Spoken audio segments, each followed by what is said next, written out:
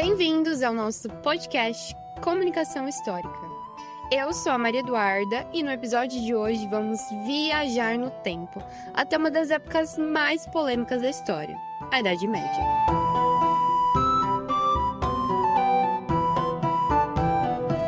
Marcada pelo feudalismo e por eventos como a Peste Negra, as Cruzadas e a Inquisição, a Idade Média é um período historicamente bem controverso e cheio de reviravoltas.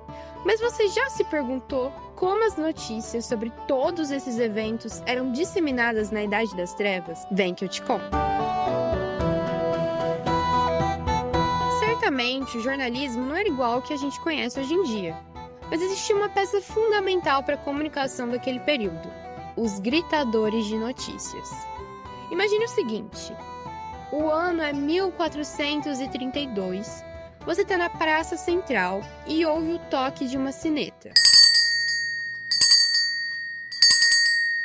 Em seguida, um homem vestido como um funcionário do rei começa a gritar em plenos pulmões: "Ouçam, ouçam!" Bom, você está prestes a ouvir o Jornal Nacional da Idade Média. E aí, conseguiu imaginar? Podemos dizer que os gritadores são os ancestrais dos jornalistas que a gente conhece hoje em dia. Eles eram os responsáveis por informar homens, mulheres e crianças sobre as notícias do feudo e do mundo ao redor deles. Assim como os sinos das catedrais, os gritadores de notícias eram parte essencial da paisagem sonora da Idade Média. Eles anunciavam desde ordens do rei, preços de mercadorias, até notícias de guerras e avisos sobre incêndios. Embora o jornalismo ainda não existisse, pelo menos não com esse nome, porque a necessidade de propagar a informação e de se informar é uma das mais antigas do mundo, a Idade Média contribuiu de certa forma para a evolução da comunicação. Vamos conhecer mais sobre esse período que contextualiza os gritadores de notícia, essa Idade das Trevas, com José.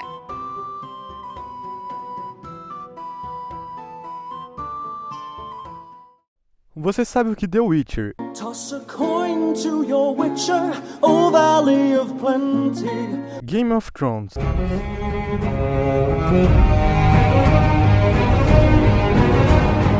e A Casa do Dragão têm em comum? Pois é, todas essas séries são consideradas medievais e hoje eu te conto um pouquinho sobre como era a Idade Média. A Idade Média é um período da história europeia que durou aproximadamente do século V ao século XV, e o seu início é considerado ali a partir do fim do Império Romano do Ocidente, em 476 d.C.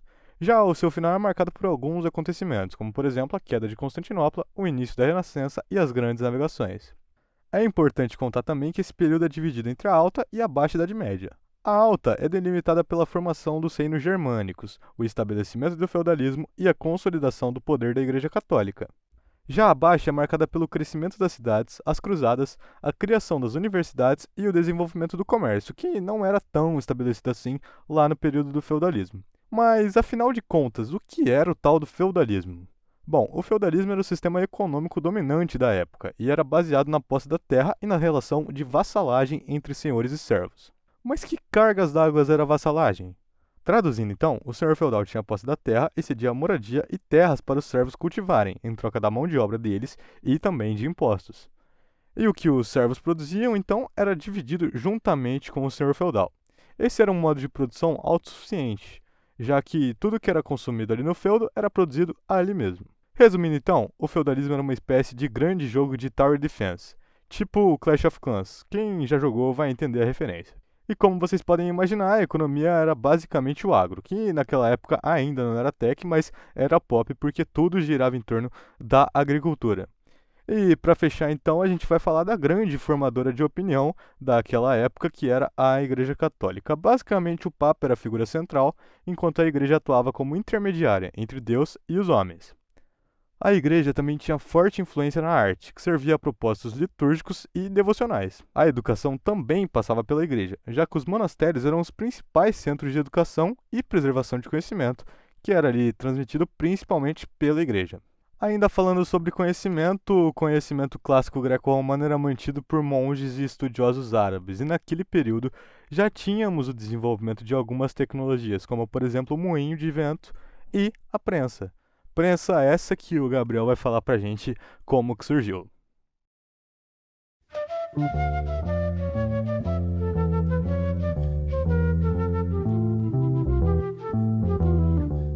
Olá, eu sou o Juliano.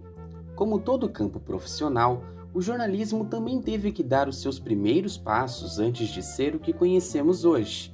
Na era renascentista não foi diferente. A imprensa nascente do período contribuiu muito para o desenvolvimento do trabalho com a informação e foi presenteada por uma invenção que mudou o mundo. Quer saber mais sobre isso? Então fica comigo!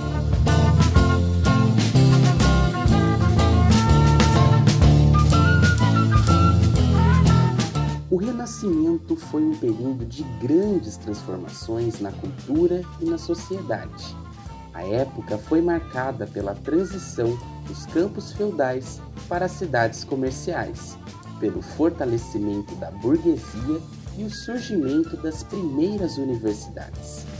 Nesse momento de protagonismo da razão e do humanismo, se destacava também a cultura escrita, que colocava as tradições orais do passado em segundo plano. O cenário favorecia a circulação das publicações humanas, e isso tem tudo a ver com a história do jornalismo.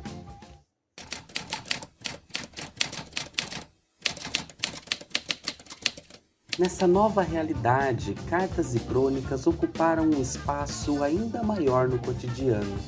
Sua distribuição atendia às necessidades de um comércio em crescimento e ajudava a manter mercadores e banqueiros informados sobre eventos relevantes numa frequência quase que diária. Esses textos também serviram de instrumento para registros históricos importantes. Um exemplo é a carta de Pero Vaz de Caminha ao rei de Portugal, narrando a chegada dos portugueses ao Brasil. Como se não fosse suficiente o seu valor naqueles tempos, os escritos da Renascença ainda contribuíram para fixar padrões que influenciariam o jornalismo até os dias de hoje.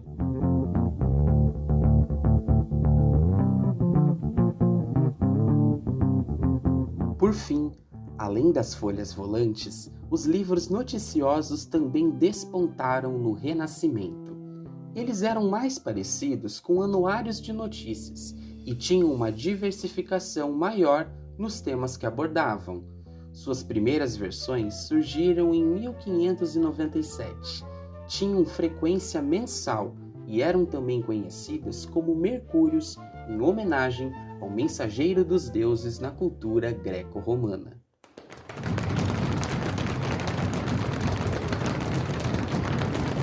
Mas nem só de cartas e crônicas os primórdios do jornalismo foram feitos. As folhas volantes também fazem parte dessa história. Elas surgiram em Veneza e Gênova por volta do século XIV e eram escritas em prosa ou versos, em uma única página. Seus conteúdos eram bem variados e traziam notícias sérias, informações da economia, descrições de crimes e até mesmo relatos sensacionalistas. Até grandes eventos históricos mereciam seu espaço, como a queda de Constantinopla, que estampou a primeira folha volante de que se tem notícia.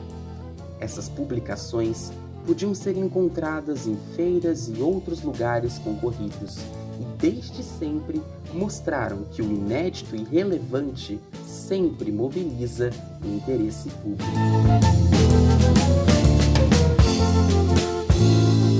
O jornalismo não seria como o conhecemos sem esses importantes capítulos em sua trajetória, não é mesmo? Mas nesse caminho todo, uma importante invenção chegou para transformar não só a difusão da informação, mas toda a humanidade. E quem vai contar mais sobre isso pra gente é o Gabriel.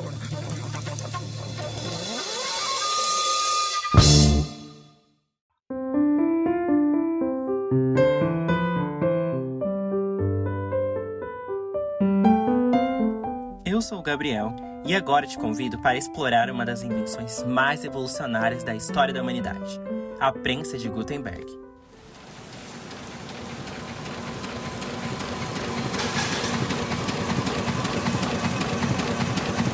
século XV, o mundo assistiu a uma transformação incrível na maneira como a informação era disseminada.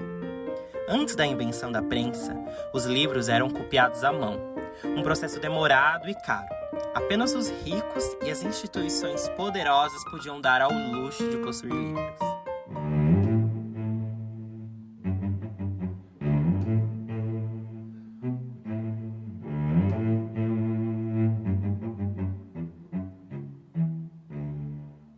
Johannes Gutenberg, um inventor alemão, mudou isso para sempre. Em 1440, ele desenvolveu a primeira prensa tipográfica, na cidade de Mainz, na Alemanha. Mas, afinal, como exatamente essa invenção funcionava?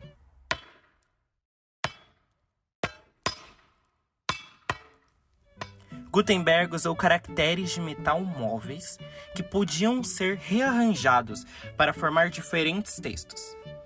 Esses caracteres eram então cobertos com tinta e pressionados contra o papel. Isso permitia que muitas cópias de um documento fossem produzidas de forma rápida e eficiente. A prensa de Gutenberg não só revolucionou a produção de livros, mas também teve um impacto profundo na sociedade. De repente, o conhecimento se tornou mais acessível, e as ideias e informações podiam se espalhar rapidamente, alimentando movimentos como a Renascença e a Reforma Protestante. A Bíblia de Gutenberg, impressa em 1455, é considerada uma obra-prima da tipografia. Com 42 linhas por página, esta Bíblia não só demonstrou a capacidade técnica da prensa, mas também a sua importância cultural e espiritual.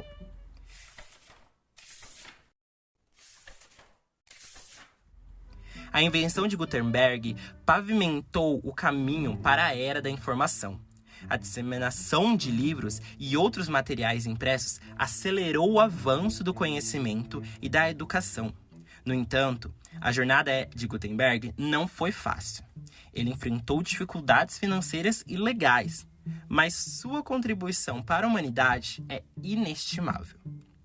É interessante notar que, apesar de Gutenberg não ter se beneficiado financeiramente com a sua invenção, seu legado perdura até hoje. A prensa tipográfica é vista como uma das maiores invenções da história, comparável à roda e à internet.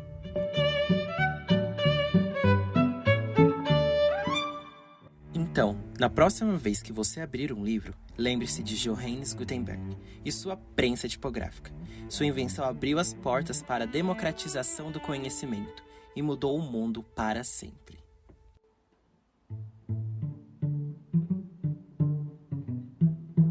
Este foi mais um episódio de Comunicação Histórica. Obrigado por nos ouvir e até a próxima.